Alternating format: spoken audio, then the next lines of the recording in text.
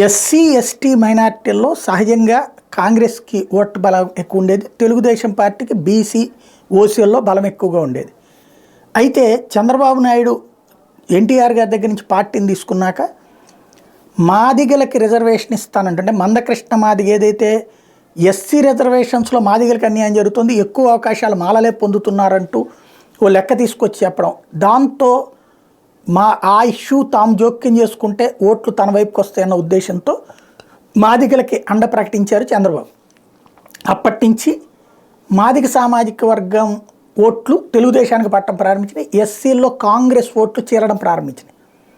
ఆయన 9 ఏళ్ల పాటు అధికారంలో ఉన్నారు. అయితే అసెంబ్లీలో తీర్మానం చేసి వదిలిపెట్టేయడం, కేంద్రానికి పంపించేసి, అప్పుడు కేంద్రంలో తనే అధికారంలో ఉన్నటువంటిది ఎన్డీఏది, కానీ అక్కడ ఏమి చేయించకపోవడంతో మాదిగలకి అసలు విషయం అర్థమయ్యాక మందకృష్ణ మాదిగ విషయం కూడా పట్టించుకోకుండా క్రమంగా కాంగ్రెస్ వైపుకి వచ్చారు. 2004, 2009లో కాంగ్రెస్ పార్టీ విజయం సాధించడానికి ఇంకోటి మందకృష్ణ మాదిగ ఆ తర్వాత కాంగ్రెస్ వైపుకి కూడా మాట్లాడినటువంటి పరిస్థితులు. తర్వాత చూసుకుంటే మందకృష్ణ మాదిగ రాజకీయంగా అందరూ ఇబ్బంది పెట్టారు.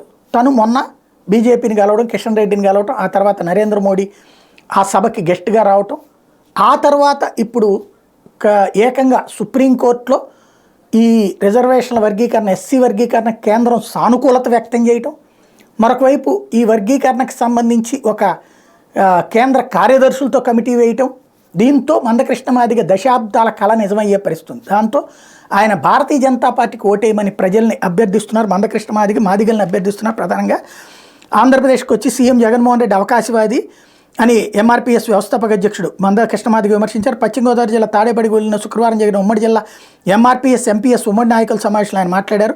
ఎస్సీ వర్గీకరణకు మాజీ ముఖ్యమంత్రులు చంద్రబాబు, వైఎస్ రాజశేఖర రెడ్డి అనుకూలంగానే వివరించారని, అయితే జగన్ ఎస్సీ వర్గీకరణకు కనీసం రాష్ట్రం నుంచి న్యాయవాదిని కూడా పెట్టలేదని మండిపడ్డారు. ఎస్సీ వర్గీకరణకు ప్రధాని మోడీ సానుకూలంగా వ్యవహరిస్తున్నారని, ఆయన చొరవతోనే ఎస్సీ వర్గీకరణ విషయం సుప్రీంకోర్టులో తుద్దశకి చేరుకుందని చెప్పారు. మనమంతా బీజేపీకి అనుకూలంగా ఓటేద్దామని పిలిపించారు.